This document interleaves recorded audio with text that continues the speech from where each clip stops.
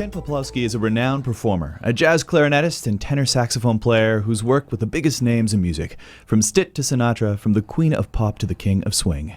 He's in Winnipeg performing with the Winnipeg Jazz Orchestra this weekend, and ahead of the performance has joined me in the Diamond Lane for a conversation. Good afternoon. Good afternoon. Nice to be here. Well, it's nice to have you back here in Winnipeg. When's the last time you were in town? It was 2013. Yeah. And they finally forgave me and brought me back again. What do you mean? No, I'm kidding. Yeah. Well, I know the WJO is thrilled to have you back. And before we get talking about the show, I'm curious, let's go back to the very beginning. When you started playing, you weren't doing the jazz thing, were you? No, I live in New York now, but I grew up in Cleveland, Ohio.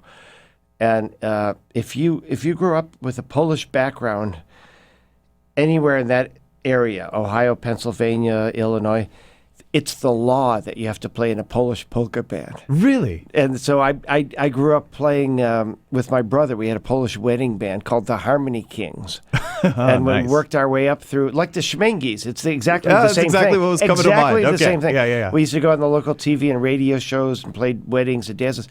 But I learned how to improvise on that music, because that's what the clarinet does in that kind of music. Well, my family's Ukrainian, and so I grew up Ukrainian dancing at a hall on Main Street. And at the year-end concert, there was the Ukrainian band. It was a similar sort of sound, and I always marveled at the clarinet line. I feel like you guys always get something, there's something a little bit spicy there, there's something exciting, and the melodic content is just, it's so rich. Yeah, very similar to New Orleans jazz, believe it or not. Yeah. Like every song in those kind of Eastern European musics has 3 or 4 sections, and the clarinet improvises over them, and there's even drum breaks at the end, just like in New Orleans jazz. And so it was like learning how to swim by being thrown into the water. You had to do it. So when did you make the formal switch? Well, all along, I've always listened to all kinds of music, the Beatles at the same time as Benny Goodman, and in that band playing weddings, I picked up the saxophone. I would play in the school jazz band, and we'd have to learn also standards and even top 40 things. So even from an early age, I started branching out and listening to jazz music, and I knew I wanted to be a professional musician as soon as I started playing. But playing the clarinet as my main instrument, you'd naturally gravitate towards either classical music or jazz music. And then I listened to Duke Ellington, and he had some unbelievable clarinetists in his band, and Benny Goodman, and that kind of steered my direction into that. But I never, I studied on the side with some musicians, but I never went to school for jazz. I went to 2 years in Cleveland studying classical music, but all the jazz music I've just learned by doing, Is that the best way to learn? It is. It really is. Yeah. In fact, when I do master classes now, I remind the students the value of learning by intuition and just trying things and seeing what happens. And, because ultimately you want to form your own style. You want to base what you're doing on what people have done before, but then you want to kind of forge your own style based on your life experiences. You want to have a personal sound that people can recognize. That's the same in classical music too. You know? No matter what you're doing, you want to be an individual. You do, yeah. That's the ultimate goal. So you've gone on to this prolific career. I mean, just reading through your bio, something like 50 CDs as a soloist, close to 400 as a sideman. What makes you tick? That's a remarkable number. Well, I love to play. That's the thing. I have a friend who tells people, and it's so true, the music in many ways is the easiest part of the job. The traveling is now a nightmare, dealing with the airlines and everything, the business side, and horrible. But the music is still really fun, and I like a challenge, and I like to do different things, and I'm always looking for different things to do. That's the nice thing about being in New York, too, is as crazy of a place as it is, there's always a new wave of musicians coming there and new circles of musicians that you find yourself in. that never ends, and it keeps you on your toes, Yeah, music's a pretty good motivator, Yeah. I suppose. Yeah. I mean, I'm also looking at that, and I mean, just even mentioning it in the introduction, you mentioned Benny Goodman, you've collaborated with the likes of Madonna and the whole list. There's got to be at least a story or two over your career. Is there maybe one that we could get out of you? Yeah, well, Benny Goodman, I played in his last band, 1985, and my claim to fame is because he was a very tough band leader, and he had a reputation of being this very strict taskmaster, which he was. We could spend an entire rehearsal not even making it through one arrangement, 4 hours, just stopping and starting. And me and one other saxophone player were the only two not to get fired in the run of that band. Wow. Many got fired and then rehired again. But I was scared to death because I'd heard all these stories about him. He actually was pretty nice to me, I have to say. He tried to get me a record deal before I'd sign with anybody. But he was a character. He was a complicated guy. He could never. People write about this to this day. He couldn't remember people's names to save his life. Sometimes to the point of almost high comedy. Like we had a singer in the band named Carrie Smith. Now, that's an easy name. Yeah. The first job we ever played, he introduced her as Bessie Smith, who had been dead by that time for 50 years. He was an old blues singer that he recorded with in the 1930s. And then the last job we ever played with Benny Goodman, and I have this on a recording somewhere, he introduced Carrie Smith as Cary Grant on stage. She was not amused. Did he ever misintroduce you? No, funny enough, he remembered my name. Oh, well, fancy that. Yeah, but so he was an interesting character, but one of the highlights of my life, we played a concert at Radio City Music Hall, Wow. And this was the bill. It was Benny, Frank Sinatra, Ella Fitzgerald, and Placido Domingo, and whoever was on stage, the others were in the wings watching. So everybody was at the top of their game that night. It was really amazing, and Benny, who, to us looked like this frail old man. He was only in his 70s, but he had a lot of health problems. He just blew us off the bandstand.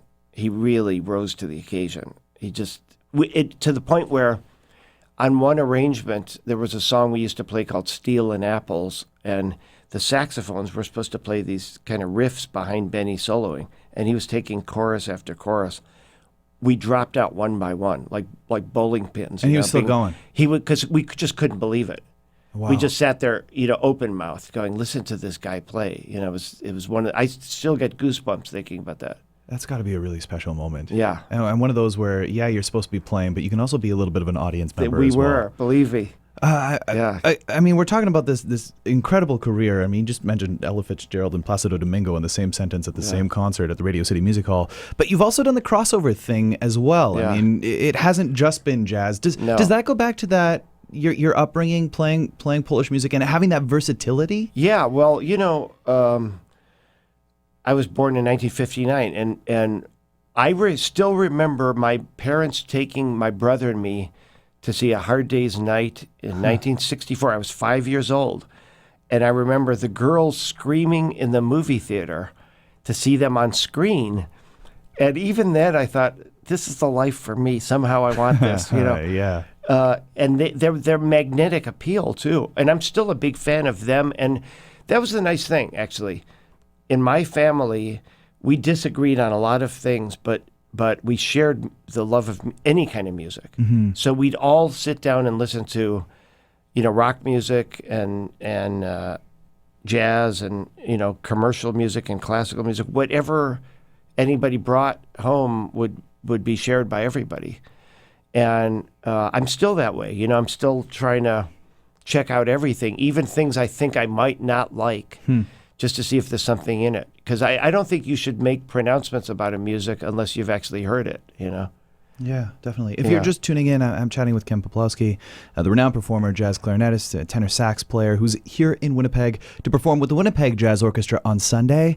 What can you tell us about the show? Well, I have a new record out called Sunrise, and it's a big band record because over the years, I've guested with a lot of big bands, and I've always commissioned new arrangements every time I've done that. So there's a label called Arbor's Jazz, and the lady running it asked me, she wanted to sign me for a record, and she said, "What would you like to do?" And I threw out this idea, which I thought nobody would pay for anymore. And I said, "I'd like to record with a 15-piece big band." She said yes. And so I put all these new arrangements on this recording, and we're going to play a lot of that on Sunday. And it's things I like, written by people like Duke Ellington and Antonio Carlos Jobim, and there's a couple Sinatra-related things that I do on there. He did a wonderful record with Duke Ellington, and I've kind of reworked those arrangements into instrumentals, and we do a couple of those. So I always love, I know this station, you play a lot of classical music, and it's across the board, no matter what kind of music there is. I'm a sucker for a melody, and anybody that plays with some kind of feeling, no matter what it is, and that's what I try to do.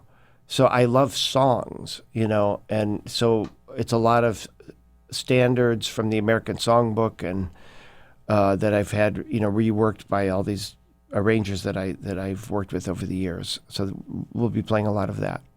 Just want to say it's been a real pleasure chatting with you here in the Classic 107 studio. Thank you. You can see Ken Peplowski performing at the Winnipeg Art Gallery on Sunday, November 11th, 2 p.m. and 7:30 p.m. 2 chances to check out the show.